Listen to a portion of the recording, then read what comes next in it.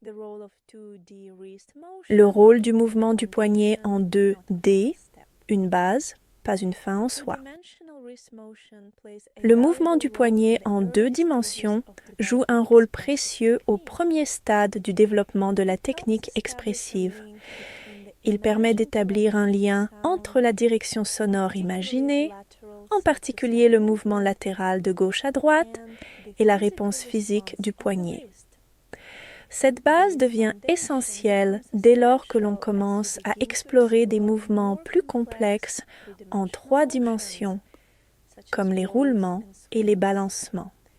L'un des défis liés au mouvement en 3D est de savoir par où commencer, notamment dans quelle direction initier le mouvement du poignet, vers la gauche ou vers la droite. Sans perception claire de cette direction, l'intention peut devenir floue, confuse. Pratiquer dès le début, le mouvement en 2D aide à développer cette clarté. Il vous apprend à reconnaître la direction du son dans votre imagination et à choisir le mouvement correspondant du poignet avec précision. De cette manière, le mouvement en 2D pose les bases du mouvement en 3D, qui viendra ensuite. Cela dit, il est important de ne pas en abuser. Le pratiquer plus de quelques jours, surtout avant que votre toucher ne devienne pleinement détendu et léger, peut entraîner une gêne au niveau du poignet, en particulier s'il subsiste une tension dans la main. Lorsque vous utilisez le mouvement en 2D, veillez à garder un toucher doux et léger. Considérez-le comme une étape d'apprentissage brève, un passage, non un état dans lequel s'installer. L'objectif est de passer au mouvement en 3D dès que la coordination de base et le sens de la direction sont établis. Si vous remarquez une tension ou une gêne, cela peut aussi indiquer un problème plus profond, un maillon manquant dans la production du son. Des éléments tels que la pratique mentale, le chant intérieur et le transfert naturel du poids du bras, que nous explorerons plus tard dans ce cours, sont essentiels pour libérer la main de tout effort inutile. Garder les mains légères, souples, faibles et vides est fondamental dans tous les mouvements du poignet afin de prévenir la tension excessive ou les blessures liées à la pratique. Comment intégrer le mouvement du poignet en 2D dans votre jeu? Le mouvement du poignet doit suivre la direction de la musique. Déplacez le poignet vers la droite si la note suivante est plus aiguë que la précédente. Déplacez-le vers la gauche si la note suivante est plus grave. Si vous commencez par une seule note, la direction initiale vous appartient. Personnellement, je trouve le mouvement vers l'extérieur, main droite vers la droite, main gauche vers la gauche, plus naturel et plus spacieux que le mouvement vers l'intérieur. Lorsque vous répétez la même note, gardez la même direction.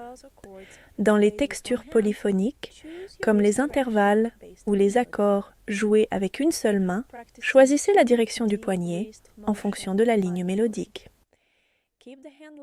Gardez la main légère et souple, comme un geste doux, sans poids. Décidez clairement de ne pas bouger le coude à ce stade. C'est essentiel. L'objectif ici est de permettre au poignet de développer de nouvelles sensations de mouvement.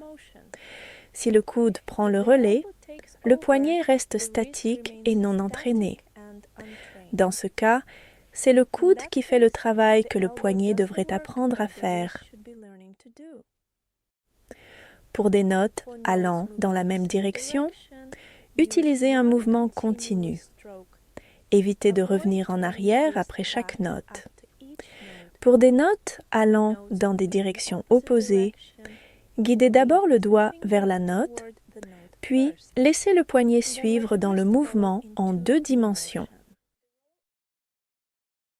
Le rôle du mouvement du poignet en 3 dimensions dans un jeu détendu et expressif. Le mouvement du poignet en 3 dimensions apporte profondeur et expressivité à votre jeu. Ils permettent à la main de refléter pleinement la sensation du son, du poids et de la direction musicale, particulièrement dans l'intonation et le phrasé. Là où le mouvement en 2D établit un plan de déplacement, le mouvement en 3D lui donne une forme et un souffle. Équilibrer les mouvements actifs et passifs dans le poignet en 3 dimensions. L'équilibre entre les mouvements actifs et passifs de la main est essentiel pour maintenir une tension saine et vivante pendant le jeu. Lorsque le mouvement devient entièrement actif ou entièrement passif, le flux naturel de l'énergie se perd, ce qui mène à la stagnation et, avec le temps, à des tensions dans le corps. C'est ici que le mouvement du poignet en 3D prend tout son sens.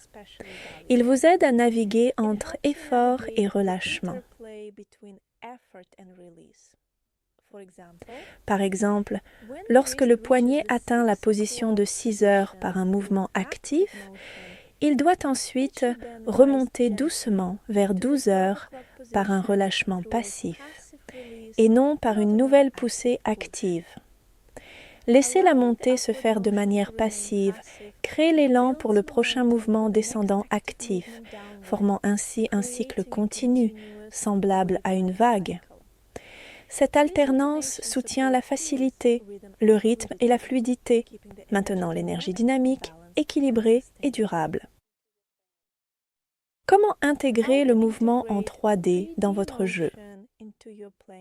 Lorsque les notes vont dans la même direction ou dans des directions opposées, le mouvement en 2 dimensions décrit la direction des notes, tandis que le mouvement en 3 dimensions, par roulement ou balancement, décrit la connexion entre les notes. Faites un roulement entre les notes allant dans la même direction du poignet ainsi qu'entre les notes répétées. Faites un balancement si les notes vont dans des directions opposées du poignet. Pratiquez le mouvement du poignet en 3D avec conscience.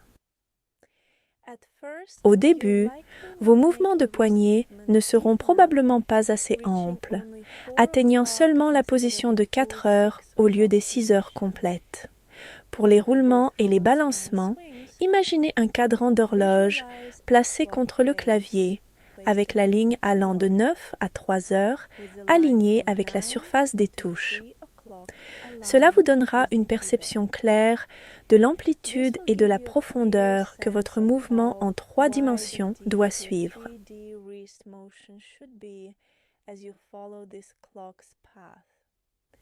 Pour garder la main détendue, imaginez que cette horloge est douce, fondue.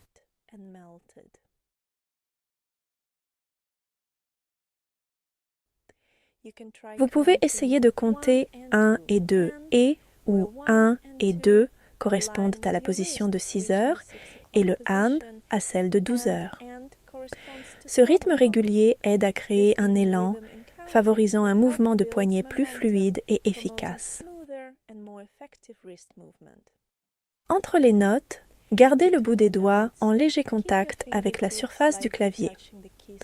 Soulevez la main trop haut, créez un vide qui invite à la tension.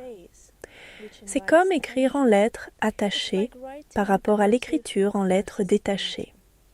En attaché, le flux entre les lettres rend l'écriture plus rapide et plus fluide, car le stylo reste en contact avec la feuille, tout comme les doigts restent en contact avec la touche. En revanche, en détaché, soulever la main après chaque lettre crée des interruptions, ralentit le geste et demande plus d'efforts. L'amplitude des roulements et balancements ne s'applique qu'en tempo lent, une note par seconde. Dans un tempo plus rapide, le poignet ne doit pas descendre en dessous du niveau du clavier. Tous les mouvements deviennent alors plus elliptiques.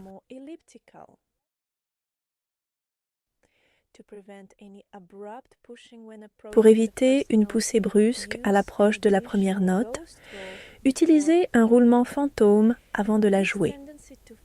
Cette tendance à se fixer sur la première note vient souvent d'anciens réflexes où l'on s'appuie uniquement sur le doigt au lieu d'impliquer toute la main.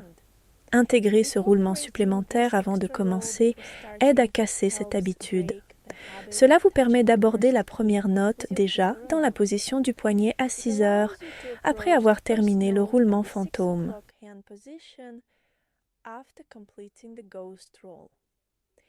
Avec le temps, ces mouvements feront partie de votre mémoire musculaire et de votre ressenti intérieur. Même lorsque l'amplitude sera réduite, vous percevrez toujours une douce sensation de respiration dans le poignet. Ce mouvement interne constant aide à prévenir la raideur qui s'installe souvent lors des longues séances de travail. Application des techniques de poignet en 2D et 3D aux doubles notes et ornements. Dans les intervalles et les accords, maintenez la mélodie et relâchez doucement les notes d'accompagnement afin de permettre au poignet de bouger librement.